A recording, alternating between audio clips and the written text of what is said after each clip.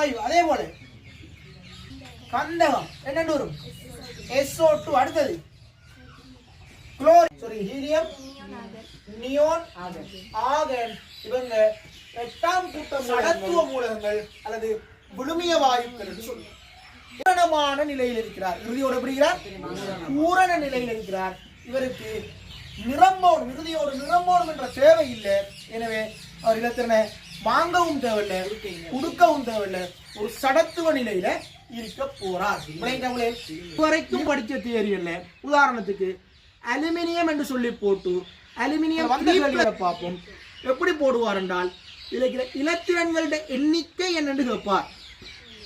இலத்திரன்களுடைய எண்ணிக்கை என்ன? இதுல அணுவெண்ண 13ஆக இருக்க போகுது.